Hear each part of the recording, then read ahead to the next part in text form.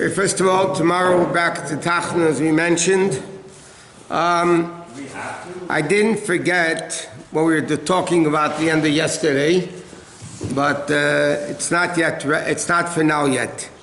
And that is how are lawyers allowed to deal with Jews in court when a Jew is now to take another Jew to court, or doctors doing an abortion. For people that know, if halacha says you could do an abortion, then we said that you could do it. There's an argument who should do it, a Jew or the guy, but we'll get to that a different time. Anyway, back to where we're up to. So the sermon over here, we started off about sterilizing animals, castrating animals, neutering.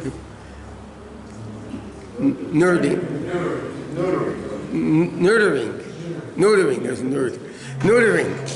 Okay, next. But there's something in the Torah called Tzar Baalei Chayim. You're not allowed to torture animals. It's a machlekes in the Gemara if it's biblical or rabbinic. Most opinions say it's actually biblical. That's what Vaad Rebbe holds. That Tzar Baalei Chayim, torturing an animal, is actually biblical. So therefore, there's an obligation if a person sees an animal in suffering, so they have to do everything possible that not to allow the animal to suffer, whether it's a Jewish animal, non-Jewish animal, doesn't matter. Animals are not allowed to suffer. In fact, we know there's a mitzvah. I said it doesn't matter if it's owned by a Jew. You thought I meant the animal is Jewish or the animal is not Jewish? They tell a story that there was a congregant once came to his rabbi and said, I want to make a bar mitzvah for my horse. And I'll give you a big donation to the shul. So the rabbi said, I'm sorry, I can't make a bar mitzvah for a horse in the shul. Anyway, the guy said, no, whatever, get along. So finally the guy says, okay, I'll go do it by a conservative reform place, I'll let it. So the rabbi says, oh, you didn't tell me it's a Jewish horse. If it's a Jewish horse, we could do a bar mitzvah. But there's no difference in between Goyish. In fact, there's a din like this. There's a mitzvah called Te'inom Prika, which is it's a pasuk in Chumash. If you see your friend's animal stumbling under its load, you have a mitzvah, Hoziv Taziv Imei. You have to sometimes help him unload the animal, sometimes help him to load the animal. If a Jew needs help, you have to help him. So the Gemara says, what happens if there's two choices? You can help somebody loading an animal or helping somebody unloading an animal. Which one should you do first? So the Gemara says, you have to unload the animal first. Why? Because the animal's in pain. It's a heavy load. Loading it, the animal's not in pain yet. But unloading it, you're easing the pain of the animal, so therefore you have a mitzvah to unload the animal first. So there's a concept of Tzar Baalei Chayim, which we'll discuss details. Yeah?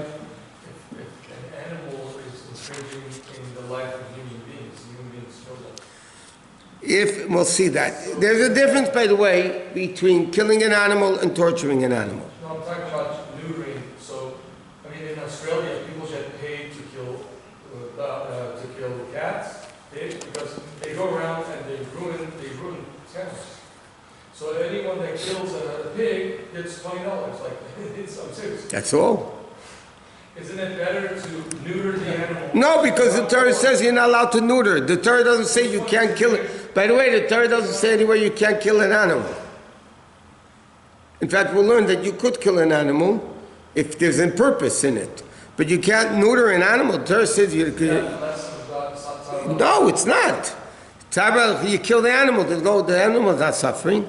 The Rambam writes that shechita is the most humane way of killing an animal.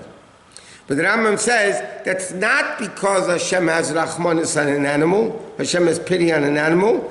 The Rambam says no shechita. Then, because if that's the case, Hashem wouldn't allow us to shecht an animal because it's still pain. It's less pain than just shooting it, but still there's pain. So obviously, Tzar Baalei Chayim means a living animal. That now, if something's in your way, a mouse, a spider, this, you're allowed to kill it. Not on Chabis, but you're allowed to kill it. But give me one second. We'll see an example. If they're bothering a person, for instance, if they're bothering a person in a person's way, then you could kill it. Or a person needs for medical purposes. All the medicines we have today were tried on animals before they were tried on humans. So then, it's interesting. There's a lot of the animal rights people are saying you can't kill an animal to get medical things for human because the animal's life is more important than the humans. That's what they say, basically. In fact, there was a story in Monaco when they used to do kaparis in Simcha Monaco.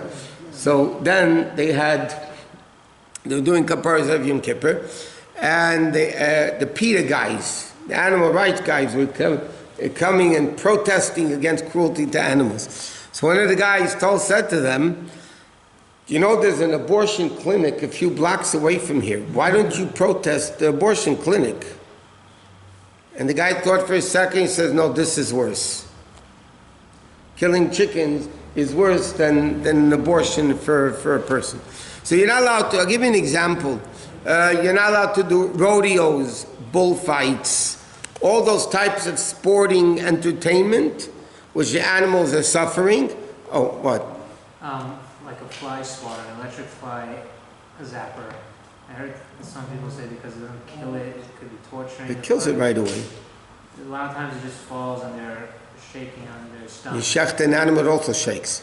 It's not always dead, but... That you're allowed to do because it's bothering you. What? Going to Kapparot, I'm not talking about the killing of the chicken, but twirling it while it's still alive. That's not torture. Let me try it on you. I don't think you'd enjoy it. How many people twirl their kids around their heads for kaparis? Not by their head. No. Hold it by the feet and the wings. No, that's not suffering. Come on, be realistic. No, that's not. In a bag. You're holding it in a bag fully. It's not. That's not. That's not halachic. Okay. Now, what happens if a person, let's say, the example Kitzur Shulchan Aruch brings down? I guess years ago they used feathers from the chickens for something, or the birds. So what happens if somebody needs a feather for whatever reason, like to write a? So then you're allowed to pluck a feather off the chicken, even though it might be a little suffering, but there's a purpose in it. Torturing animal is forbidden biblically, which halacha is biblical, when there's no benefit for the human at all. But let's say you're doing it because you want to test it for medical purposes, there's no problem with it. And even, it says in halacha like this, what happens if I want to kill an animal because I need to medical experiments, and so then you don't have to shecht it. Even though shechita is a more humane way of killing it, once you're allowed to kill the animal for the purpose you're doing, you don't have to go dafka the most humane way. Like you can give poison to an animal, for instance, you want to test if something is dangerous for people. So what do they do? Nowadays you give it to rats or mice, whatever it is. So it's a poskim right, you're allowed to give it to an animal to see how the reaction is in the animal. Because again, even though the animal might be suffering, but you're doing it for a purpose for the better of humans. So then it's not called tzar b'alei chayim. What?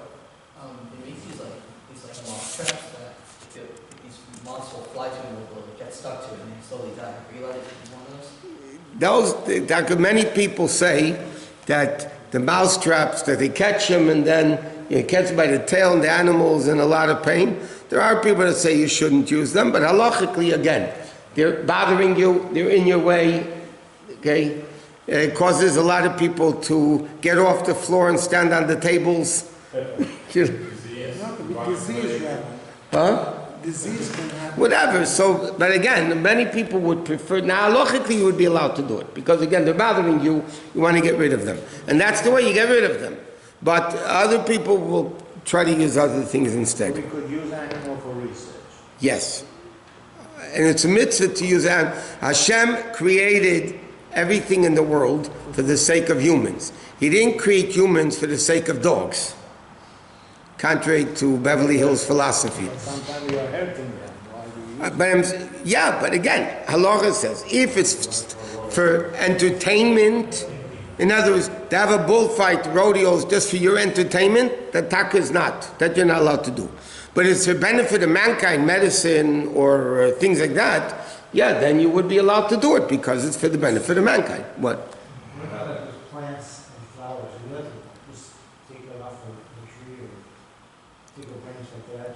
It says in Svarim, it might even be a Sefer Chassidim, it says in Svarim, I've seen it, it's brought down, but if you're walking in the street, people have a tendency of, just for no reason, just stripping off a leaf from a bush or a tree, whatever. It says in Svarim, you're not allowed to do it. Why? Things are a living thing. Why do you destroy? It's baltashkas. Like, why are you destroying it? And it's not that you're really doing it for a reason. That sometimes you have this, what's it called? What is it called? Huh? Aloe vera or another thing. What? Arnica, yeah. So then you're allowed to rip it off because then you're using the sap of it for medicinal purposes. So there, but stam to rip off something for no reason is something which was forbidden. What about a flower? Again, if you want the flower to bring home or you enjoy looking at the flower, then you're allowed to. Shabbos table, flowers. They're not on Shabbos, yeah. Because you would cut down a tree if it's like in your backyard. It's like We learned about this the other day. Fruit tree not unless you need the place to build, or it's darkening your windows, or it doesn't produce fruit, things like that. What? Horse race. Horse races are a big shayla of Tzar Balachayim. It depends. If you win a lot of money, you give it to the shul, then we'll try to find a heter. If you lose money, for sure it's not allowed. If you win money and you don't give it to shul, also not allowed. What? What's a general halacha opinion for owning animals? Owning animals? A guy called me today. He lives in LA. I don't know, he must live in LA. It's an LA number. But he says to me, I have some animals in my house, whatever, and a goat, one of my goats just gave birth to twin goats. So he's calling me up, he says, like, what do I do? I said, what do you do with what? He said, what halachos? I said, I don't know, you might have halacha of a bachor, the firstborn, you cannot use it, you might have to, what? Yeah. By the way, din b'chor, it says clean shchunah, beim la'aretz, beim chutz la'aretz. So what you do is, you put it in a place until it gets a mum, and then you're allowed to eat it. Anyway, the guy was telling me, he said, do me a favor, I was in the middle of a million things. I said, I don't know. He said, no, you're the Rav. Okay, you're going to check into it and tell me. I said, no, I'm not checking into it. I'm not telling you. I don't know. That's it. Finished. He said, who can I call? I said, find a Jewish farmer somewhere in Israel and call him. Ask him what to do with it.